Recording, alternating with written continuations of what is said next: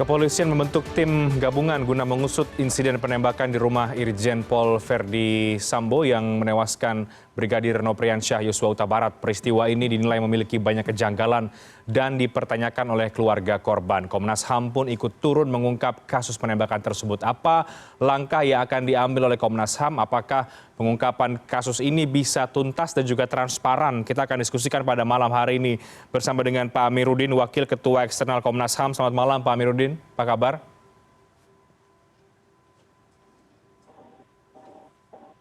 Halo, selamat malam Pak Amiruddin. Ya, selamat malam, kabar baik Bu. Baik, terima kasih sudah bergabung. Ada Mbak Iftita Sari, peneliti Institute for Criminal Justice Reform, ICJR. Selamat malam Mbak Iftita.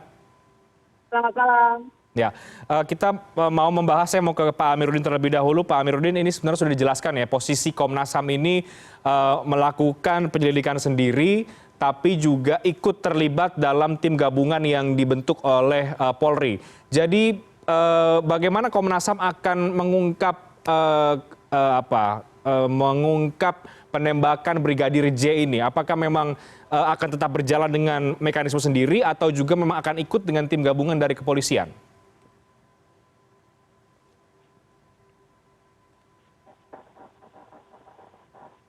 Ya baik, begini ya. Pertama saya ingin sampaikan, Komnas belum melangkah sejauh itu. Ya.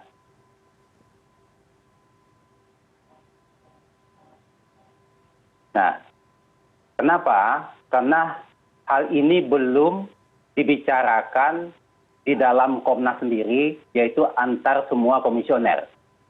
Ada pembicaraannya. Jadi saya harap semua bersabar saja, ya. Kami coba akan bicarakan dulu di internal kami. Gitu. Oke, baik Pak Amiruddin, saya agak putus-putus mendengar suara Anda, tapi nanti kami akan perbaiki. Saya akan ke Mbak Iftita terlebih dahulu. Mbak Iftita, Anda sendiri dan juga ICJR mengungkap ada sejumlah kejanggalan begitu ya dalam peristiwa penembakan ini. Apa saja yang kemudian menjadi sorotan dari ICJR setelah mengetahui ada informasi dan juga kasus penembakan Brigadir J? Ya, memang ada beberapa catatan dari kami, dari ICJR mengenai kasus ini. Kami melihat ada beberapa indikasi kejanggalan. Pertama, mengenai adanya potensi untuk penyiksaan, soal penyiksaan. Jadi berdasarkan laporan dari keluarga, begitu ya, kami melihat ada beberapa pemberitaan mengenai respon keluarga dan para keluarga ini mempunyai concern soal kondisi jenazah dari korban Brigadir J ya, yang katanya penuh luka dan kemudian ada luka sayatan, kemudian ada luka senjata tajam dan lain sebagainya yang itu agak janggal kalau kita melihat dari proses penembakan gitu ya, berasal dari penembakan, sehingga perlu ada pendalaman lebih lanjut mengenai adanya potensi penyiksaan dan tindakan sewenang-wenang begitu ya kepada jenazah atau kepada Brigadir J ini. Kemudian yang kedua kejanggalannya adalah mengenai adanya potensi juga soal obstruction of justice atau tindak pidana merintangi proses penyidikan. Kita melihat beberapa pemberitaan juga memberikan informasi mengenai kerusakan CCTV di area TKP ya, di rumah kediaman Kadif Propam, dan kemudian di lingkungan sekitar juga dilaporkan bahwa dekoder dari CCTV di lingkungan tersebut juga diganti gitu. Jadi apakah ada potensi atau tidaknya potensi ini perlu juga didalami oleh penyidik begitu ya, oleh tim penyidik tim gabungan tersebut.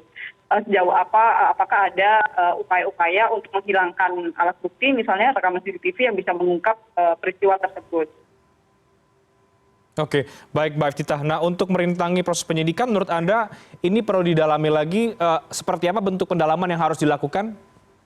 Ya, yang pasti harus dipastikan ya, apakah memang kondisi kerusakan CCTV itu terjadi saat proses atau saat terjadi tindak pidana begitu, dan ini juga menjadi hal yang perlu dicermati juga gitu. Apakah memang kerusakannya dalam kurun waktu yang diklaimkan yaitu 2 minggu, dan kemudian ada juga yang di lingkungan yang lain ada dekodernya yang diganti gitu untuk kepentingan penyidikan dikatakan. demikian. Sehingga perlu ada benar-benar verifikasi, perlu ada benar-benar kepastian mengenai ini bahwa tidak ada alibi atau mungkin tidak ada fakta lain begitu mengenai kerusakan CCTV tersebut begitu. Jadi perlu ada pembuktian lebih lanjut bahwa itu memang benar-benar rusak begitu dan itu dipastikan sebelum terjadinya waktu kejadian gitu. Oke, baik. Saya kembali ke Pak Amiruddin. Pak Amiruddin, maaf tadi agak terputus-putus. Jadi bagaimana sebenarnya posisi Komnas HAM dalam mengusut kasus kematian Brigadir J ini?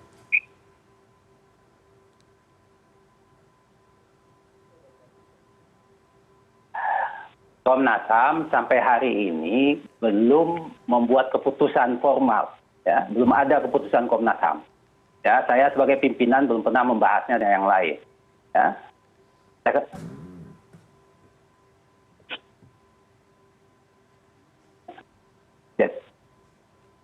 Jadi saya pikir teman-teman sabar dulu, ya, nanti akan kita bahas di dalam Komnas dalam waktu yang tidak terlalu lama lah.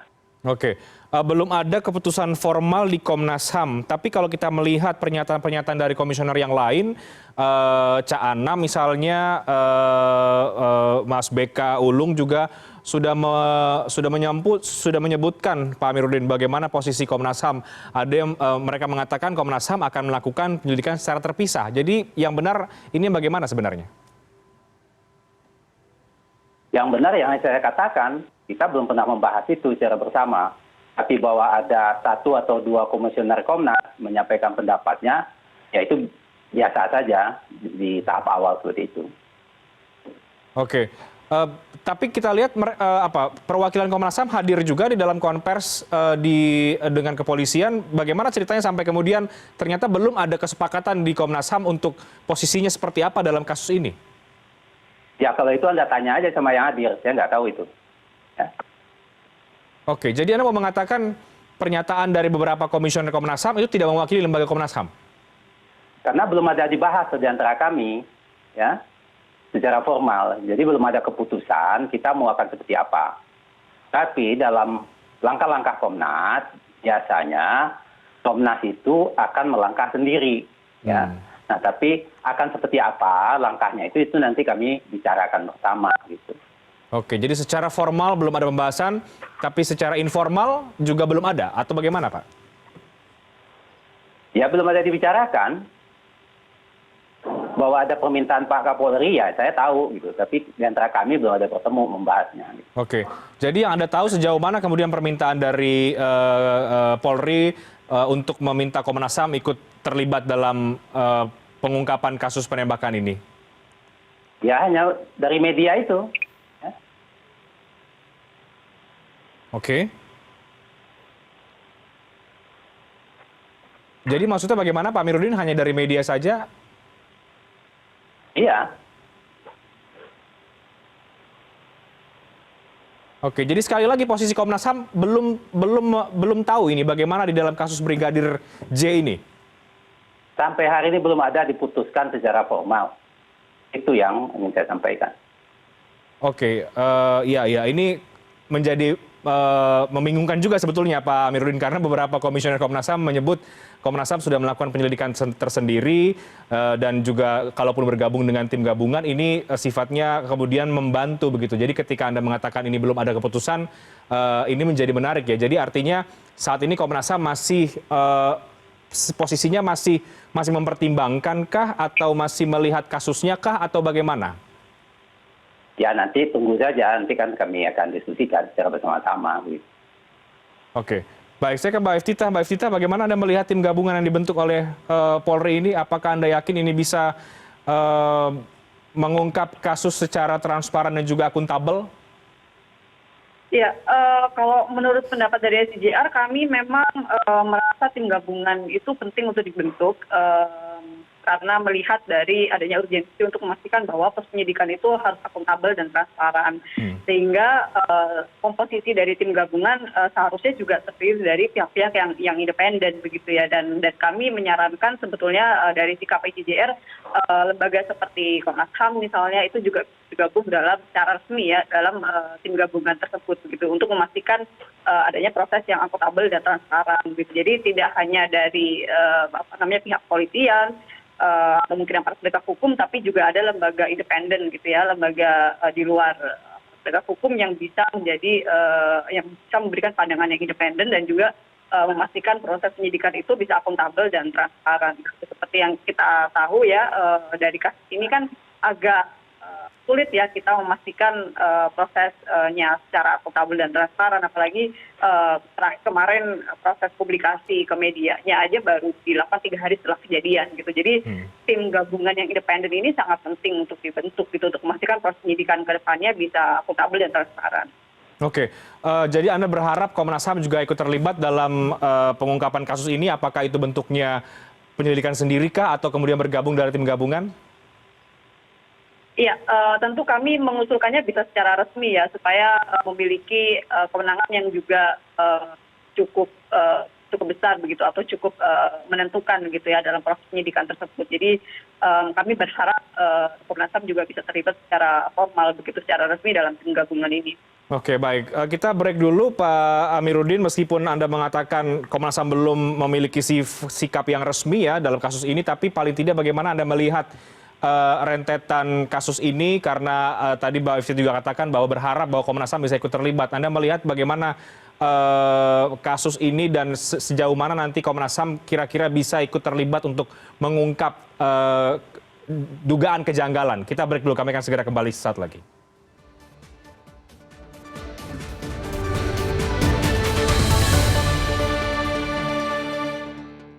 Baik, Anda kembali di CNN Indonesia Newscast. Saya ke Pak Amiruddin lagi sekarang dari Komnas HAM. Pak Amiruddin, meskipun tadi Anda katakan Komnas HAM belum menentukan sikap secara formal ya soal keterlibatan dalam pengusutan kasus penembakan Brigadir J ini, tapi melihat niat dari Polri untuk melibatkan lembaga Komnas HAM, Anda secara pribadi melihatnya bagaimana ajakan dari kepolisian ini? Ya, tentu kita respect pada ajakan seperti itu. Tapi saya ingin sampaikan kepada semua juga bahwa untuk peristiwa-peristiwa sepenting ini, Komnas kalau mengambil keputusan, itu 7 komisionernya akan duduk bersama lalu bicara. Nah, duduk bersama itu belum sempat terjadi.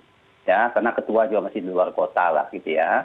Nah, tapi kami juga memperhatikan perkembangan yang terjadi ini terus-menerus gitu ya. Dan juga memperhatikan perkembangan harapan masyarakat, macam-macam ini kan yang berkembang. Gitu. Oleh karena itu, Komnas itu, saya sebagai bagian dari pimpinan Komnas, ya bersikap tidak buru-buru untuk hal-hal seperti ini. Kita harus menimbang banyak hal, masukan, perkembangan situasi dan macam-macam.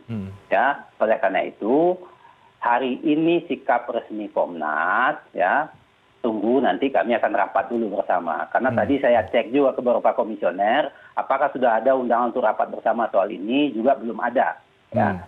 Oleh karena itu, saya sekali lagi menyampaikan dalam kesempatan ini, Komnas HAM tentu akan memperhatikan perkembangan ini, karena ini peristiwa penting. Ya. Komnas HAM akan bersikap sangat sesuai dengan kerangka, prosedur, dan fungsi Komnas HAM yang diatur oleh undang-undang. Tidak akan keluar dari koridor itu. Oke, baik Pak Amiruddin. Nah, mungkin perlu dijelaskan kembali Pak. Dalam koridor Komnas HAM, pelibatan dan juga dengan kewenangan Komnas HAM RI dalam kasus seperti ini bisa sejauh mana Pak? Ya, sesuai undang-undang, ya, maka nanti kami diskusikan. Yang bisa kami pakai dalam konteks ini adalah Undang-Undang Nomor 39 tahun 99. Dalam undang-undang itu disebut namanya kewenangan pemantauan. Ya. Nah, kewenangan pemantauan itu apa? Dalam rangka itu kami bisa mendatangi tempat, ya, mewawancarai orang, macam-macam. Dalam rangka itu dilakukan prosedurnya seperti itu. Nah, kalau nanti kami membentuk tim sendiri di dalam Komnas, nanti kami akan tunjuk siapa komisionernya, ya, yang bertanggung jawab, gitu ya. Nah, nanti di situ akan disusun rencana kerjanya akan seperti apa dan berapa lama kita akan melakukan hal itu. Jadi prosedur itu yang harus kami penuhi. Supaya apa? Supaya kami bisa mempertanggungjawabkan juga secara kelembagaan kerja lembaga ini. Gitu. Bukan opini orang seorang. Gitu. Kalau opini orang seorang kan nggak bisa dipertanggungjawabkan oleh lembaga. Kecuali orang itu sendiri mau bertanggung jawab terhadap opininya. Gitu kan. Oke. Jadi sekali lagi apa yang membuat menurut Anda Komnas HAM juga tidak bisa terburu-buru dalam menentukan sikap dalam kasus ini?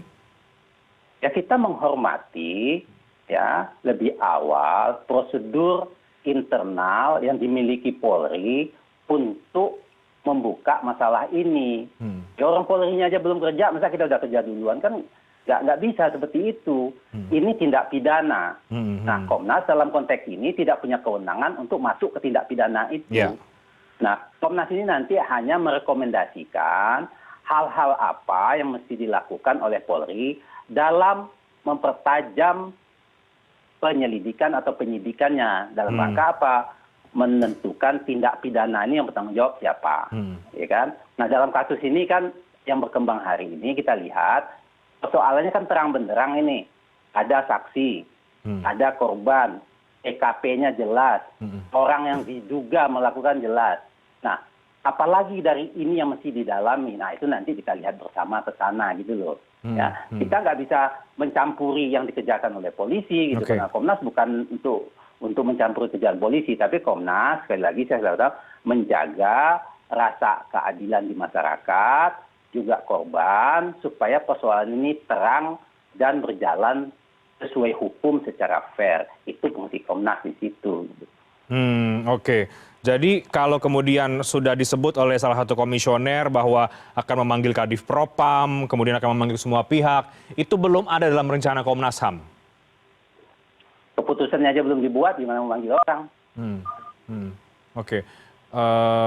Baik. Nah, Pak Amiruddin, ini kan banyak ya menilai bahwa mencium ada kejanggalan ini tanpa bermaksud mencampuri urusan polisi ya dalam hal ini.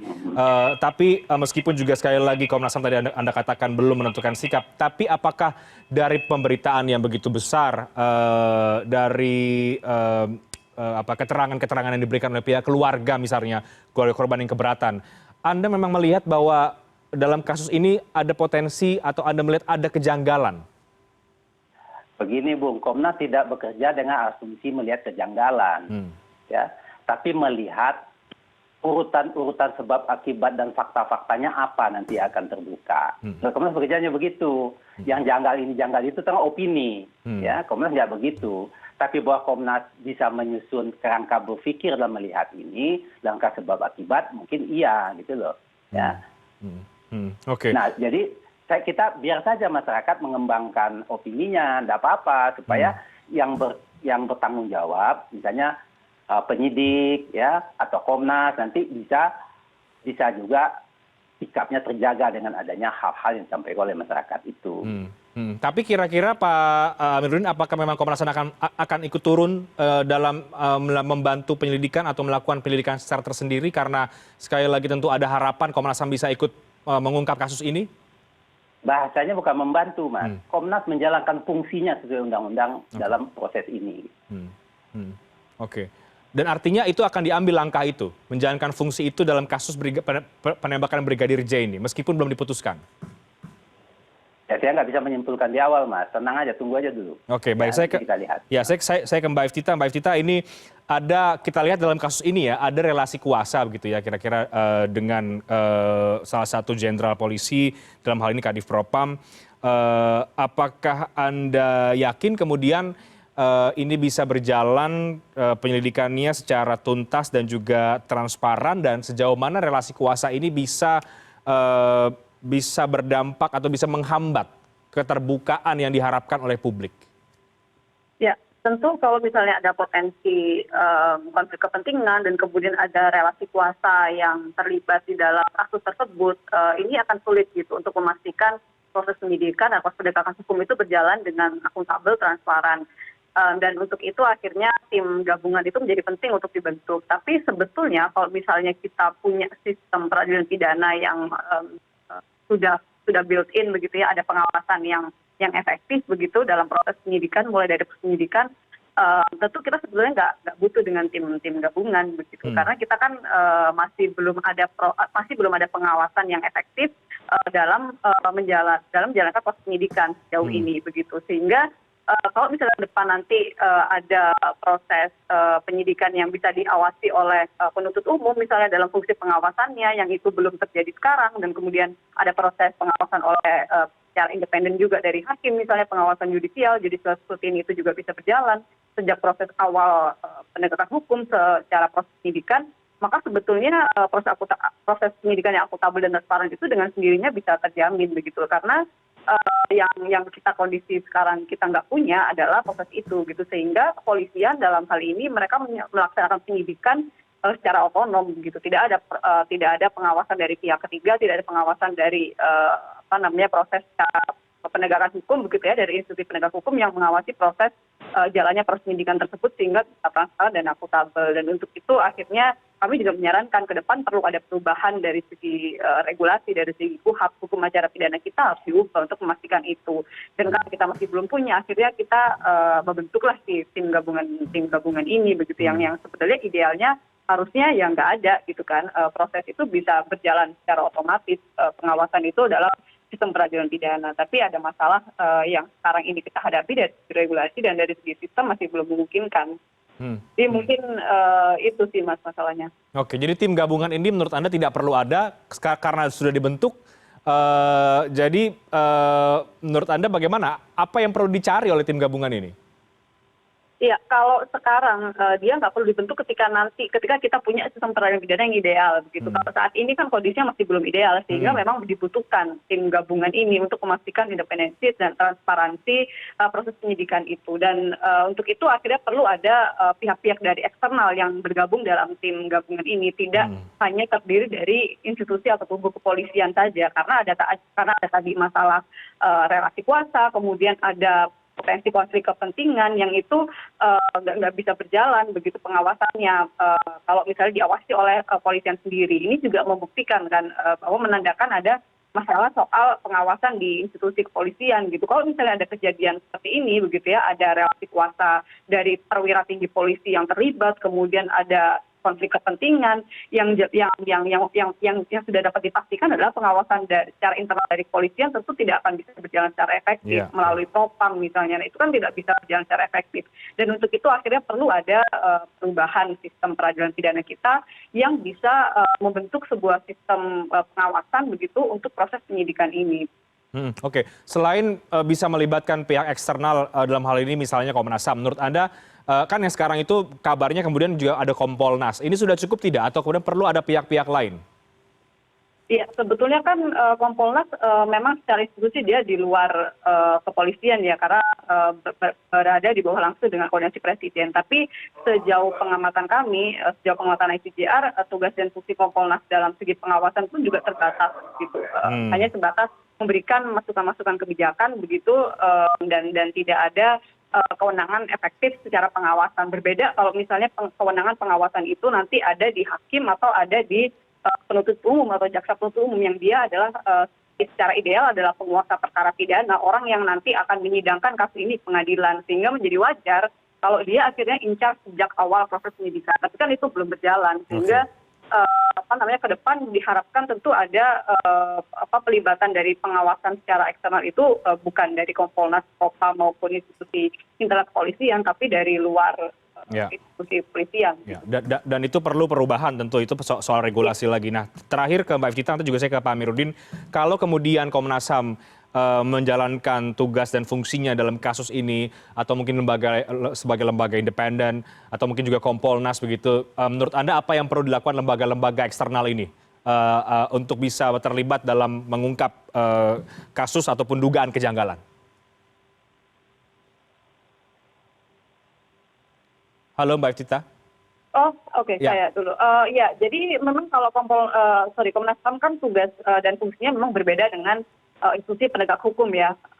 Mereka tidak punya kewenangan untuk bisa menyelidiki pidana, melakukan upaya paksa, penyitaan, penggeledahan dan lain-lain. Sehingga memang sepakat dengan tadi yang disampaikan oleh Bapak Amir, memang tugasnya adalah fungsi untuk monitoring kasus gitu, bagaimana proses pengusutan kasus ini bisa berjalan. Dan kami juga berharap tapi ke depan proses monitoring dan hasil monitoring dari Komnas HAM pun juga bisa didengar begitu oleh tim gabungan dan bisa menjadi menentukan begitu suaranya bagaimana proses penyidikan ini bisa lebih transparan dan Baik, terakhir ke Pak Amiruddin. Pak Amir, jadi berapa lama lagi Komnas HAM akan memutuskan sikap secara resmi ya dalam kasus ini, karena ini terus menjadi sorotan publik dan juga banyak yang berharap bahwa lembaga independen seperti Komnas HAM juga ikut turun dalam hal ini?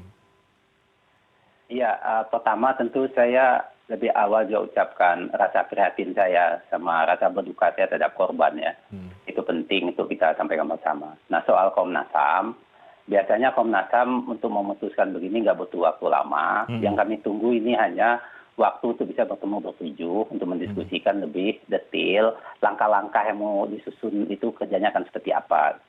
Bahkan nanti ya kalau jadi dibuat begitu ya langkah Komnas HAM, bisa tim gabungan itu yang kami mintai keterangan juga akan seperti apa kerjanya tim gabungan itu. Tapi hari ini saya ingin sampaikan juga bahwa kita berikan ruang lah kepada Kompolnas untuk bisa berperan lebih signifikan ya, supaya lembaga ini yang umurnya juga cukup panjang juga tampak perannya dalam konteks ini. Selain itu juga apa, kita mesti memberikan rasa respect yang luar biasa juga kepada proses atau prosedur pemeriksaan di dalam Polri secara internal. Ya, supaya apa? Supaya kita juga mendapatkan informasi yang cukup dari situ. Kenapa? Dalam Polri kan juga ada namanya Irwasum. Ya. Irwasum ini kan juga perannya adalah untuk mengawasi kinerja Polri. Walaupun dia juga polisi, tapi kita nggak usah selalu terus-menerus mencurigai segala hal lah. Ya. Peran saya ingin saya sampaikan adalah fungsi-fungsi yang sudah ada itu mari kita dorong untuk berperan secara maksimal gitu. Supaya kita tidak menangani masalah-masalah seperti ini ad hoc terus-menerus gitu loh. Nah, Komnas juga berperan sesuai dengan fungsi yang diberikan oleh undang-undang. Artinya apa? Ujung dari kerjaan Komnas adalah memberikan rekomendasi kepada Polri nanti bagaimana prosesnya supaya berjalan menjawab rasa adil masyarakat. Terutama apa? Keluarga korban. Nah, keluarga korban harus diberikan kepastian rasa adil oleh apa? Oleh proses yang dijalani baik konteks pemeriksaan internal Polri maupun nanti proses di pengadilan gitu loh. Nah, ini yang penting. Kita harus bangun sikap seperti inilah dalam menghadapi hal-hal seperti ini. Oke, baik. Kita akan tunggu nanti Pak Amir bagaimana proses internal Komnas HAM akan bergulir untuk bisa menentukan sikap di kasus penembakan Brigadir J ini. Kita akan nantikan bagaimana nanti keterlibatan dari Komnas HAM. Dan kita juga tunggu Mbak Eftita seperti apa tim gabungan dan semua pihak akan bekerja untuk bisa mengungkap, karena ini sekali lagi untuk rasa keadilan terutama bagi keluarga korban. Terima kasih banyak Pak Amiruddin, terima kasih banyak Mbak Eftita Sari sudah bergabung malam hari ini. Terima kasih, selamat malam, sehat selalu. Selamat malam, wassalam. Terima kasih, selamat malam.